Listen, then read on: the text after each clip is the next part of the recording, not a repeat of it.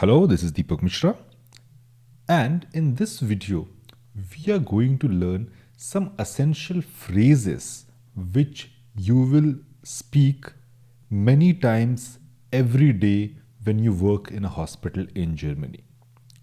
Now, this list or these phrases are in no means or in no way a comprehensive list. That means it's not like if you have learned these phrases, you have learned everything. It's not limited to that. However, these are the most common phrases, essential phrases that you must be knowing. So, just give you an overview that, okay, an idea of how these sentences sound. We are doing this, but you will have to do much more when you prepare for your Fachsprachprüfung. Let us see some essential phrases here. In patient assessment and history. Guten Morgen, wie fühlen Sie sich heute? That means, good morning, how are you feeling today? Next is, haben Sie Schmerzen? Wenn ja, wo genau? Are you in pain? If yes, where exactly? Bitte beschreiben Sie Ihre Symptome. Please describe your symptoms. You see, Symptome, symptoms. Seit wann haben Sie diese Beschwerden? How long have you had these complaints? Nehmen Sie regelmäßig Medikamente ein? Do you take any medications regularly? Haben Sie Allergien gegen Medikamente? Do you have any allergies to medications? Haben Sie Problem beim Atmen? Do you have trouble breathing? Hatten Sie bereits ähnliche Beschwerden? Have you had similar complaints before? Now, these are the very common. As a doctor, you know that these, when you understand in English, these are the very common sentences. And this you will need in your Fachsprachprüfung, in your Kenntnisprüfung, during your work as a doctor in Germany. Now, in our other course, that is the FSP course, FSP to KP online video course, I have made a 32 hours of content going into each and every nitty-gritties of the anamnese, the history taking, the theory of each of that. So if you want to enroll in that course, you can enroll that also. There also around 200 doctors have benefited from that course since last 4 years since it was created. So it is at present not on this platform that we use for this course. It is in the other platform, the Teachable, which I used to use till now. I'm planning to shift that to this platform. So, but at present it is as Teachable. If you are interested in that course or want to at least have a preview, you can write me an email and I will send you a link to that so that you can have a preview about that. Or maybe I'll send you a couple of videos from that. Okay, so that is, but this is in short an overview, an idea of how patient assessment history sounds. In examination and procedures, ich werde, now here, everywhere when you take do an examination, take history, do anything, you have to tell the patient that, look, I'm going to do this with you now. Now we are going to this thing. So that the patient can, he has to at least understand. If you don't ask the patient and start doing examination, then you fail automatically. Okay, so you have to explain to the patient what is going to happen. When you're doing examination, you have to tell the patient that you are going to do this. Ask the patient, is that okay? The patient will tell you, yeah, then you're supposed to do it. Okay, so if the patient says that no, I'm having pain, then you cannot start the examination. You have to wait and ask the patient again. Try to say that how important it is, convince the patient, and then you can, so that means any examination has to be done with the permission of the patient, and every step has to be explained to the patient. Now let us see some sentences here. Ich werde Ihre Vitalwert messen. I will measure your vital signs. Können Sie bitte tief ein- und ausatmen? Can you please breathe in and out deeply? Tief ein- und ausatmen. Wir müssen eine Blutprobe nehmen. We need to take a blood sample. Ich erkläre Ihnen jetzt die Untersuchung. I will now explain the examination to you. Wir machen jetzt ein EKG. We will do now an ECG. Sie brauchen eine Röntgenaufnahme. You need an X-ray. Bitte unterschreiben Sie hier die Einwilligung. Please sign the consent form here. So these were some sentences that comes during examination or a procedure. Let's see further. In Treatment and Care, ich schreibe Ihnen ein Rezept. I will write you a prescription. Bitte informieren Sie uns, wenn Sie sich Ihr Zustand verschlechtert. Please inform us if your condition worsens. Haben Sie Fragen zu Ihrer Behandlung? Do you have questions about your treatment? This sentence is very important. I use it every time. Whenever I complete saying anything, I ask always, haben Sie Fragen? When I do any Aufklärung, that means explaining the procedure that we are going to perform, I do Aufklärung. After that, at the end, I ask, haben Sie Fragen? When they say no, then I write that Patient hat keine Fragen.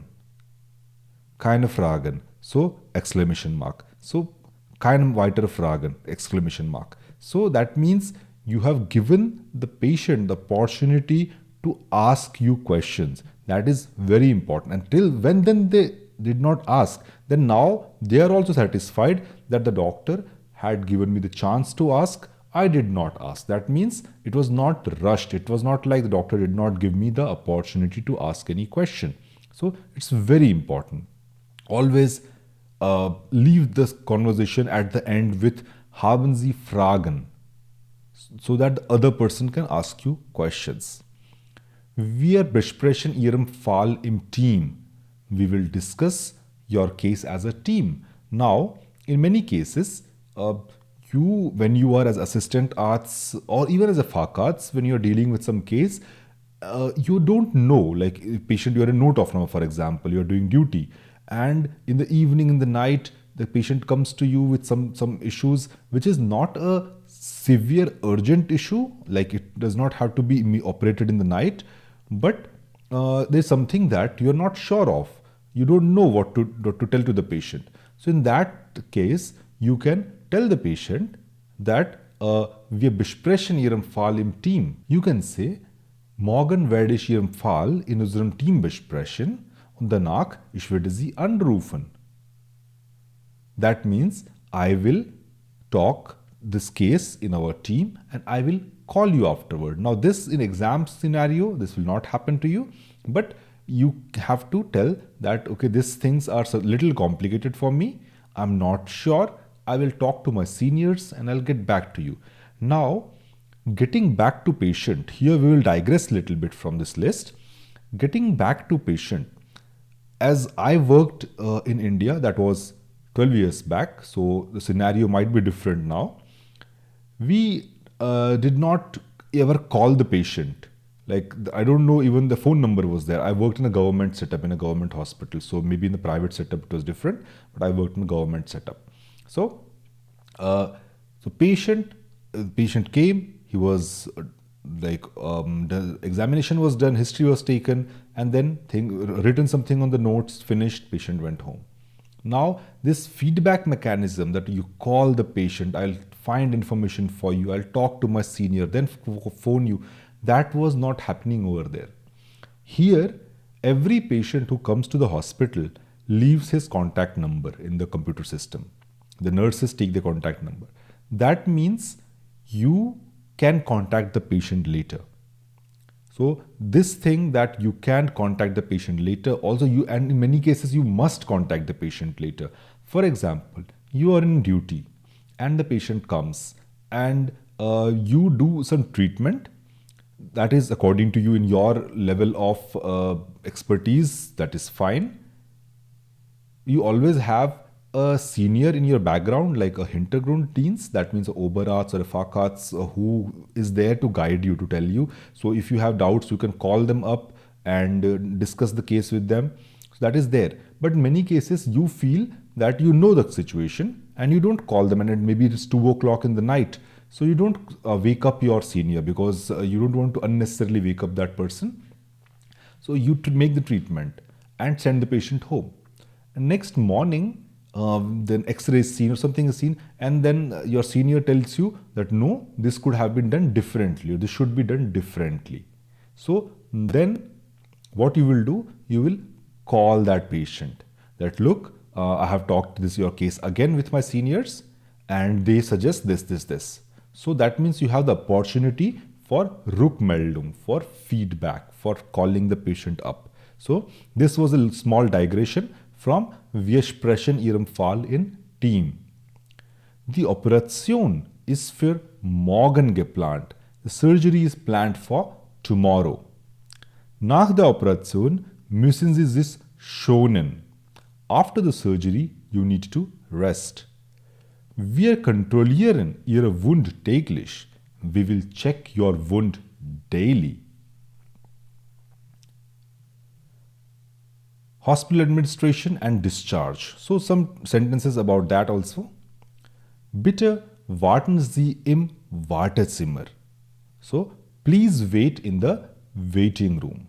Der Arzt wird Sie gleich sehen. So now this sentence is not for you. This sentence for the nurses who will say that okay, the doctor will see you shortly. The Arzt wird Sie gleich sehen. Sie können bald nach Hause gehen. You can go home soon. Bitte nehmen Sie die Medikamente regelmäßig ein. Please take the medications regularly. Wir vereinbaren einen Kontrolltermin. We will arrange a follow-up appointment. Ich rufe den Facharzt für Sie. So now as a young assistant, when you are assistant arts, when you are in a first year, second year, third year, like you're not a Facharzt. So with a Facharzt title, lot of legal implications are involved. That means if you do mistake, it's fine. But if you're not sure, you're supposed to ask a Facharzt. Now Facharzt is a specialist by law. He is supposed to give a proper decision because he's liable. He is liable by court. If he does something wrong or misdiagnosis, then he'll be brought to court. So the Facharzt. So for you, the best way is always to secure yourself with the background of Facharzt. So whenever you're not sure, ask Facharzt. Whenever patient is complicated, sometimes patients are complicated, not from the diagnosis, but from the personality. That they ask you questions which you don't know, they ask you statistics about certain things and many times you are not aware of every statistics and every data from that case. So a patient is more informed than you because patient has done Google research about it, nowadays ChatGPT research about it, and now they know more about the case than you, and then they question you. And in your emergency, when you have 20 other patients, you are not in that mindset to do a research on that. So what you do your thing and then you put that case on Facharzt. You call the Facharzt, look, so and so problem, this, please help me. Person will come, or maybe at night he will offer telephonic help, and so that way you are out of the equation. You save yourself, you save your time, because it's all medicine. It's not only about dealing with the cases or the diagnosis, it's about dealing with people. So to Patientenführung or Personenführung, that means how to manage people. That is also very important skill that you must learn when you're working as a doctor. That what you will say and what will the patient say. That you should have already in your mind before you go to the patient with some new information. And you should always have this plate that what is your next step? What will you do? So how will you justify what you are saying? So these things have to be in your mind. It's basically a negotiation. Like since I started to learn more about negotiations and management things, I realized that what we do is in as patient care is also mostly negotiation and management. So yeah, with knowledge of medicine, obviously. So you have to, so here, whenever you feel that things are unmanageable, it's going beyond your head, and you say, Ich rufe den Facharzt für Sie. I'll call the specialist for you.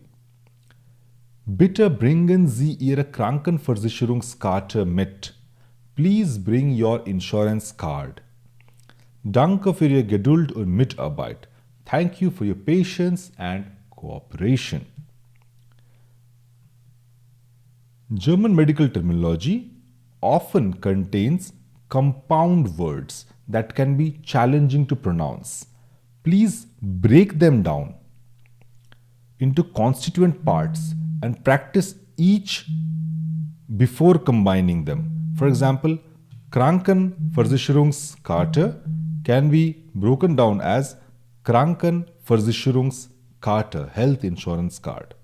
This is about a few phrases just to give you a taste of it.